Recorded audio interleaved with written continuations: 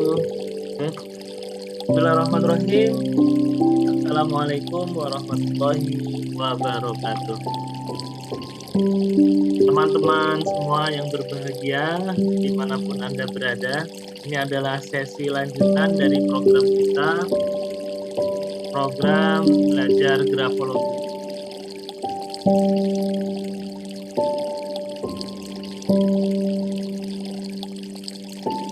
Grafologi secara singkat adalah analisa tulisan tangan untuk mengenal karakter seseorang. Mudahnya itu ya. Dan grafologi sudah banyak digunakan untuk keperluan berbagai macam hal ya.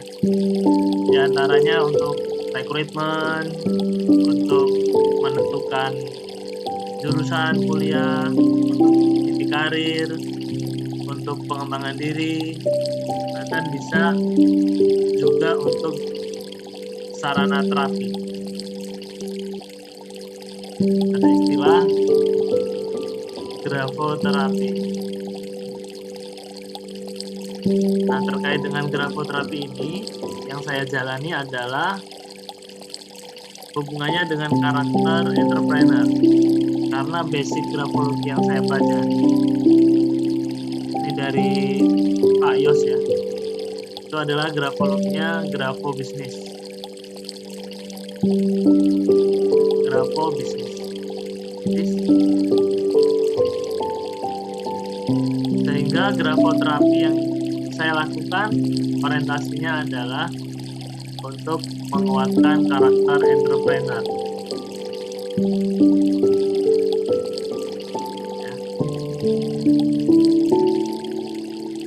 Pada kesempatan pagi hari ini, kita akan melanjutkan evolusi pembelajaran grafologi ini menjadi grafo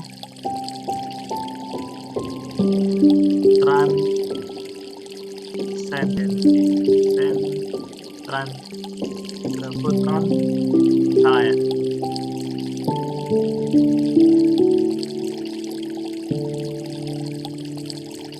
Tendensi. Jika kita perhatikan dari kata ini ya, ada dua kata pembentuknya, grafo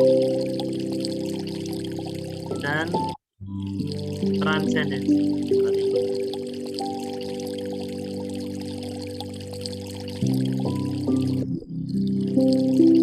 Grafo dan transendensi.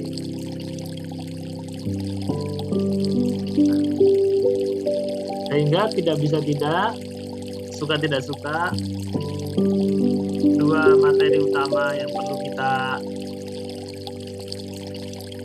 pahami adalah materi tentang prinsip-prinsip grafologi untuk mengenal karakter dan kepribadian. Yang kedua, prinsip-prinsip transendensi atau melampaui realitas yang ada.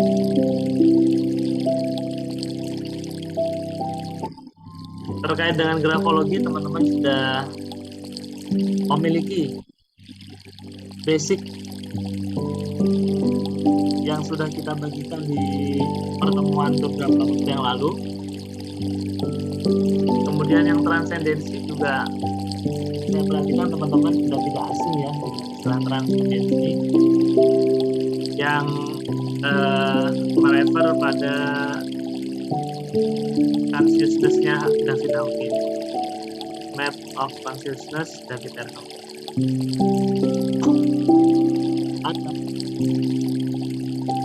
Grafotransendensi yang saya kenalkan ini mudah-mudahan bisa menjadi salah satu alternatif untuk melanjutkan evolusi progresif kesadarannya, ya. Sampai di sini ada yang mau bertanya kan?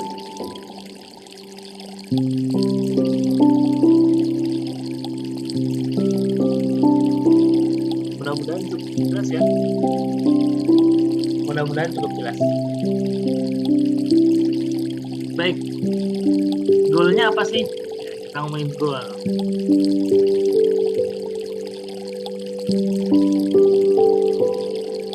Ya goalnya apa namanya, praktisnya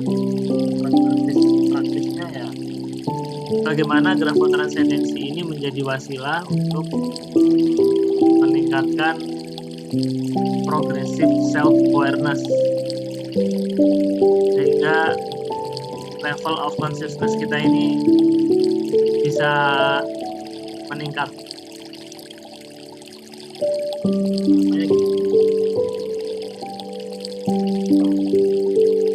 Lebih jauh lagi,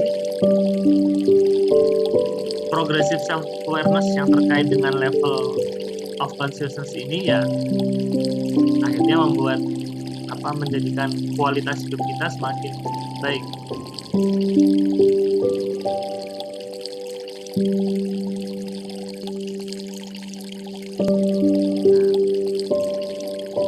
Oke, mari kita review sedikit ya materi grafologi yang sudah kita bagikan pada kesempatan yang lalu. Kita belajar tentang apa itu grafologi.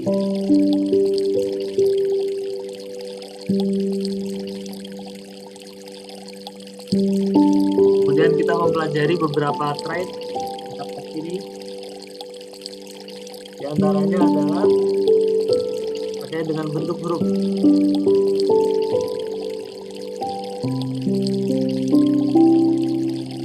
Apakah dia bulat-bulat atau runcing-runcing?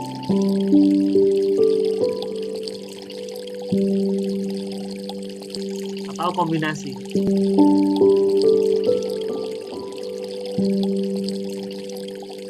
Yang bulat-bulat ini cenderungnya ke arah sosial ya, atau human. Biasanya sifat bawaannya cenderung empati, simpati melihat orang ya. Kadang tidak tegaan, kemudian mudah tersinggung. Intinya mengedepankan emosional.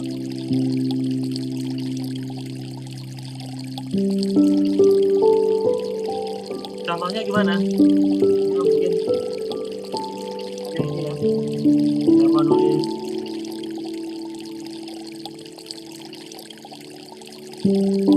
yang bulat-bulat ya.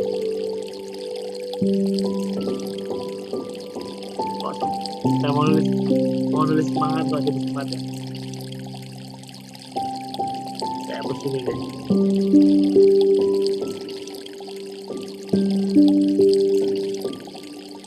Ada kan teman-teman yang nulis yang bulat-bulat ini. Nah,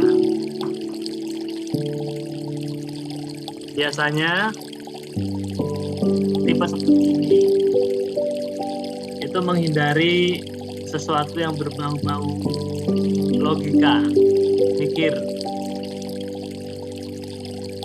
Sehingga kalau di jurusan kuliah itu ya lebih cocoknya ke humaniora kali ya. Kurang cocok kalau di bidang teknik. Karena minatnya ke arah sana, ke arah sosial, ke arah human dan seterusnya. Ada tipe bentuk huruf runcing.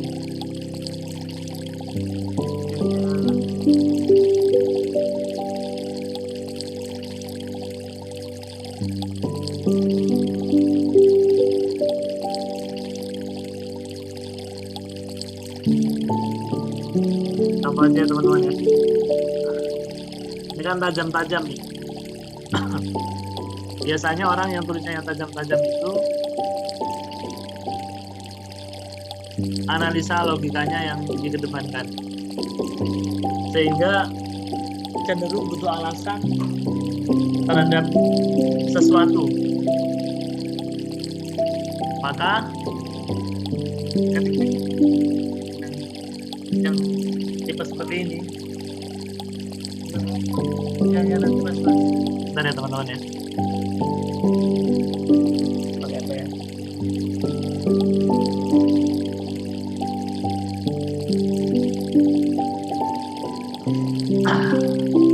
Kita perlu mengedepankan data. Dan biasanya orangnya cenderung terlihat smart. Ada yang kombinasi, ya, ada yang kombinasi bulat dan lucu. Terkait dengan transendensi, memahami tipikal diri kita itu akan membawa satu keuntungan tersendiri ya. Misalnya mereka yang bertipe tulisan bulat-bulat seperti ini, kita perlu memberikan kesempatan dia untuk menyelami perasaannya. Kita tidak buru-buru mempertanyakan apa yang sedang dialami. Sebaliknya, lihat tipe tulisan kita beruncing, kita bisa mengajukan pertanyaan-pertanyaan yang lebih tajam. Kenapa kehidupanku tidak berpihak? Ada apa di balik? Kemudian tipe atau trait yang lain terkait dengan tulisan. Kita belajar juga tentang margin. Saya clearkan dulu ya.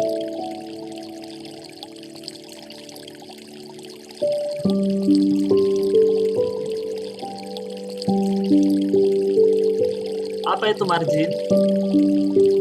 Ada 4 ya.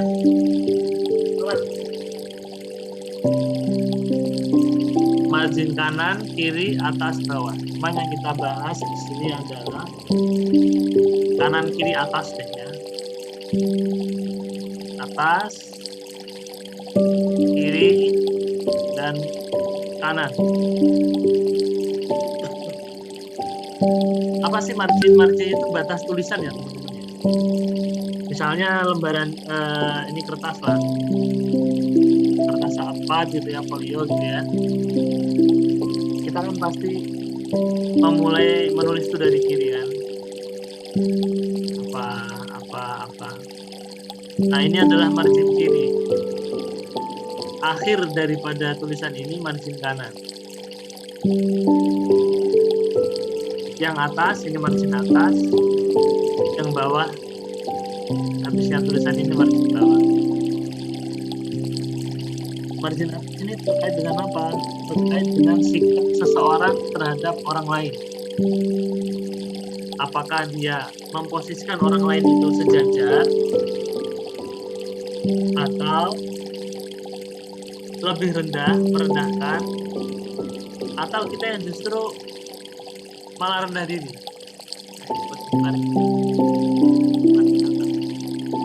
Sementara margin ini terkait dengan masa lalu. Bagaimana kita mengelola masa lalu kita. Sementara margin kanan berhubungan dengan masa depan. Apakah kita yakin menjalani masa depan yang sedang kita hadapi atau cenderung khawatir, ketakutan.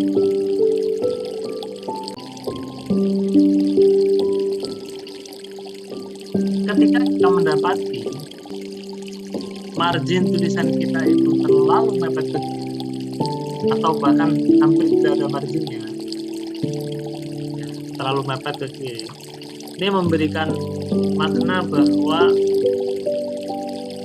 pengalaman masa lalu begitu mencekam kita sehingga kita tidak bisa move on.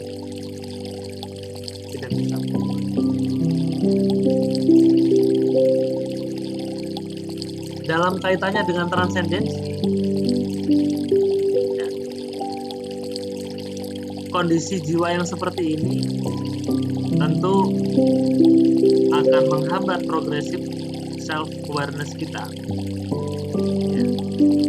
secara keilmuan kita sudah tahu bahwa masa lalu itu hanya sebagai cara Allah untuk mengajari kita kebijaksanaan. Bagi yang tahu ya, masa lalu adalah sumber pelajaran agar kita senantiasa mawas diri, jangan sampai jatuh pada lubang yang sama. Namun bagi mereka yang belum bisa seolah-olah masa lalu adalah sejatinya kehidupan, terpatri terus di alam sana, sehingga proyeksi dia terhadap realitas itu berisi tentang pengalaman-pengalaman masa lalu. Misalnya orang yang bangkrut ya, pernah berjaya, sangat jaya, tapi karena satu dan lain hal akhirnya dia sampai minus, semua asetnya dijual, bahkan utang-utangnya belum bisa terbayar. Nah, orang yang belum bisa move on atau dengan ciri-ciri margin kirinya terlalu mepet ke kiri, terlalu mepet itu kurang dari 2 cm ya. Dan dia hidup dalam kejayaan masa lalunya. Diajak temannya untuk berusaha, berupaya, datang berbagai macam banyak peluang, dia tepuk. Dulu tuh aku nggak kayak gini. Dulu tuh uang tuh gampang banget gitu. Dulu tuh ya dulu. Ya dia nggak masih lagi. Data ini bisa kita gunakan untuk melanjutkan progressive self awareness kita. Jadi kita bisa fokuskan, kita bisa bedah, kita bisa lihat lebih dalam. Kenapanya? Buat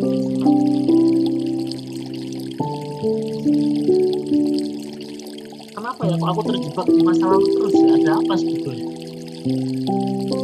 Sehingga proses transendensi itu bisa lebih fokus pada satu tema, satu event yang kita mau urai.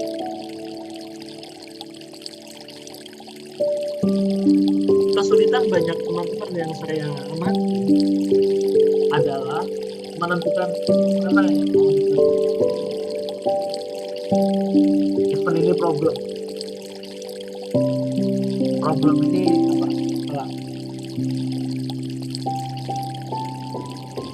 Saking banyaknya masalah akhirnya kayaknya nggak ada mas, nggak ada tuh. Saking banyak. Ini ada penelitian menarik ya. Kalau ini terkait dengan bisnis atau rumah makan atau apa namanya, katakanlah kita punya lapak jualan gitu ya, yang menawarkan banyak varian produk itu cenderung sedikit dibeli orang. Sebaliknya, semakin sedikit varian, semakin sedikit jenis barang yang dijual, cenderung sales itu semakin tinggi. More is less istilahnya. Dengan saya lupa. Semakin banyak pilihan, semakin sedikit orang mengeksekusi. Misalnya gini, mungkin teman-teman pernah datang ke satu restoran, satu rumah makan gitu ya, yang menyajikan buku menu dengan banyak pilihan dan 16 halaman gitu ya. Kalau pengalaman saya sih, saya ini mau makan kok malah disuruh mikir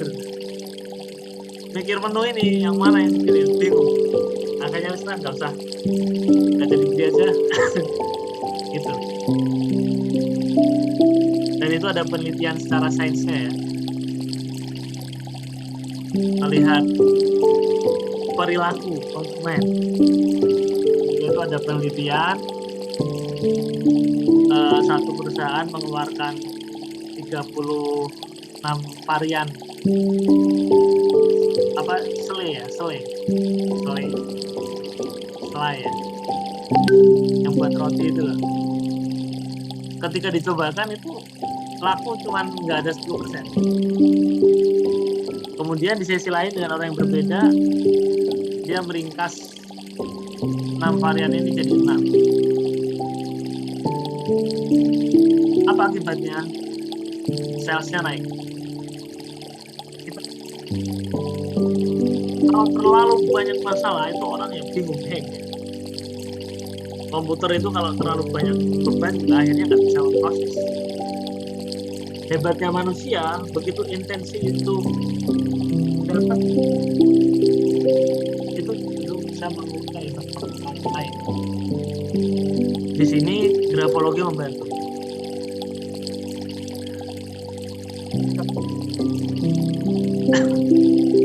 Margin kanan terkait dengan bagaimana kita menyikapi masa depan. Over ekspektasi kah? Atau malah justru sebaliknya pesimis? Ketika margin kanan itu kurang dari 2 cm, ini artinya lebar ya. Ketika margin kanannya lebar, seseorang cenderung khawatir terhadap masa depan. Ekspresi dalam kehidupan sehari-harinya biasanya peragu.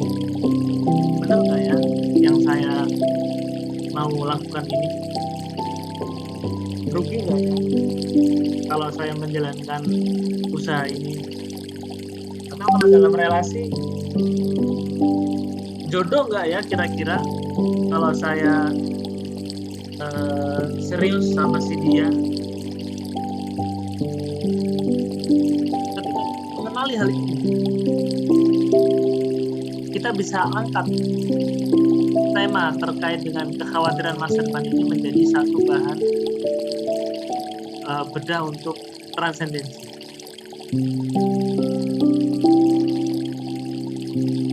Ini yang sudah kita bagikan materinya di grafologi. Kemudian yang terakhir kita bagikan tentang makna tekanan tulisan.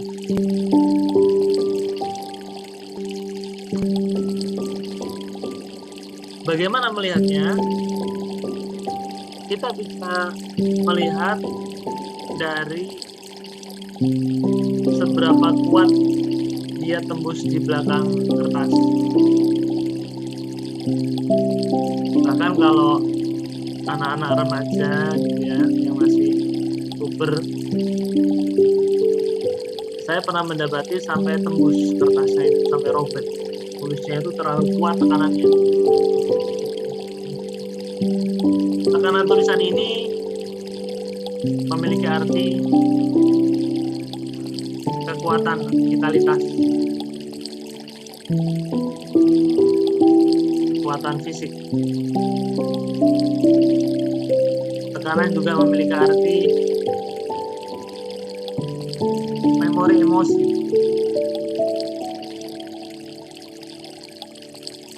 Artinya kita, kalau kita perhatikan orang dekat kita, pasangan kita, mahasiswa kita, murid-murid kita, yang ketika nulis itu cenderung menekan sampai kita bisa melihat atau merasakan kertasnya itu timbul dengan kuat, ya.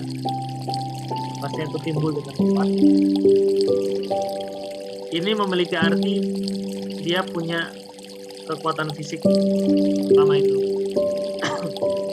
Kalau nanti ada ciri-ciri zona bawahnya juga panjang, besar, ya. Dia memiliki kebutuhan seks yang besar juga. Kalau kaitannya dengan hubungan suami istri ya, pasangan ya, kita bisa melihat di situnya. Nah, ketika tidak difasilitasi dengan baik, bisa menjadikan stres. Misalnya dia butuh pembakaran lemak, pembakaran energi, butuh lari, renang, apa macam-macam gitu ya. Ketika itu tidak difasilitasi, akhirnya larinya kemana-mana. Energi itu dibuat dia untuk sesuatu yang negatif. Bagi kita negatif, bagi dia itu pemenuhan kebutuhan ego dia. Nah, terkait dengan memori emosi, semakin dalam tekanannya, semakin kuat juga dia menyimpan emosinya. Artinya apa? Kalau dia senang pada seseorang, senangnya itu nggak karuan, akan mungkin tak tergantikan. Masa-masa indah yang akan dilalui itu sangat kuat. Begitupun sebaliknya, ketika dia sakit hatinya juga tak terkira, sangat dalam sekali. Atau mendapati fakta seperti ini satu keuntungan buat kita ya, yang belajar grafo transcendensi. Kita bisa jadikan ini satu tema untuk mengurai event yang sedang kita alami. Saat kita menemukan makna dari apa yang kita alami itu, disitulah transcendensi.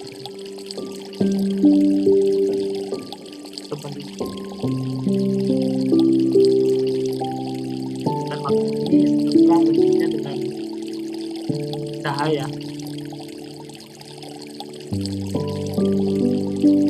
Ibarat matahari. Matahari itu tidak pernah berhenti bersinar. Hanya karena awan-awan yang menyelimuti kita, akhirnya sinar ini tidak begitu jelas. Begitu kita menyadari posisi diri kita, memahami makna di balik kejadian yang kita alami, perlahan awan yang menghijab cahaya ini lepas.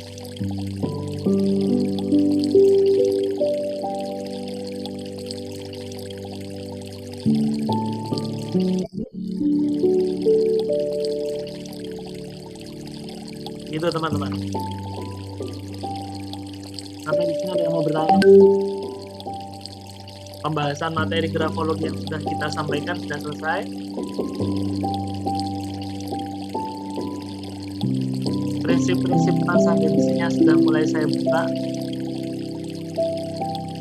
Kalau mau lebih clear lagi, ya teman-teman bisa mengikuti kuliah-kuliahnya Pak Akbar ya. Atau versi singkatnya, Syekh Wahyudin sudah punya satu alat yang bisa kita pakai, namanya psycho-consciousness.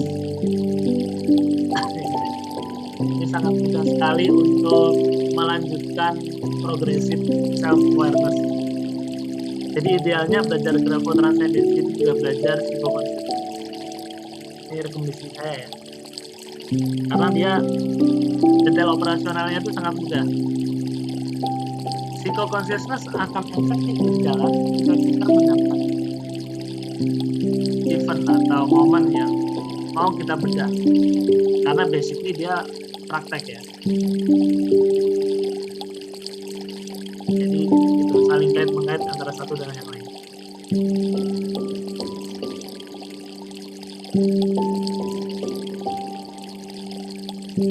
Ada yang mau ditanyakan teman-teman? Boleh open mic ya. Ini ada Pak Simon nih. Pak Simon silakan Pak Simon. Boleh open mic Pak Simon. Halo, bisa? Ya, halo. Saya dengar Pak suara saya. Dengar Pak.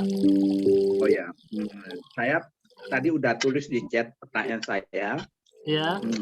Saya biasanya menulis itu, kalau sudah saya tulis itu terus saya pertebal lagi itu. Saya buat tebal lagi supaya lebih jelas. Itu gimana itu?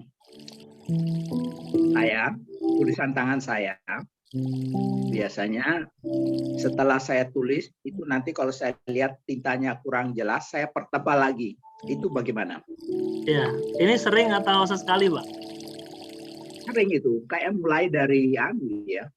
Mulai dari SD dulu. Oke. Ya. Kalau kita lihat dari sisi grafologi, ini ada keraguan di sana.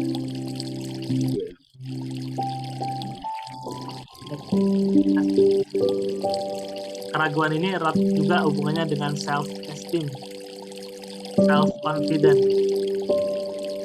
Bagaimana kita menghargai diri kita, bagaimana kita percaya pada diri kita.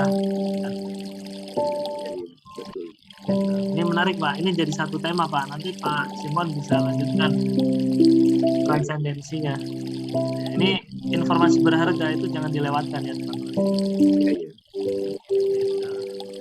Nah, ketika kita mengenal pola-pola ini kan akhirnya jadi kita mawas diri. Oh iya ya. Kemudian apa selanjutnya kan gitu. Itu Pak Simon. Sama-sama. Ada lagi teman-teman? Bagaimana materi pagi ini? Bisa diterima dengan baik? Bisa. Bisa ya. Baik, mumpung masih ada waktu. Gimana Pak? Saya biasanya kalau pagi itu langsung buka, siapa tahu ada kuliah dadakan gitu loh. Wah, luar biasa nih Pak Aswan nih. Ya, kalau pagi ya jam 5 bangun itu HP langsung cas gitu, setelah itu jam 6 apa setengah 7 itu saya lihat dulu ada informasi nggak. Pagi ini kan kadang ada kuliah-kuliah apa ya mendadak gitu. Iya. Ya, ini sikap siap kita untuk menyambut berbagai macam kesempatan.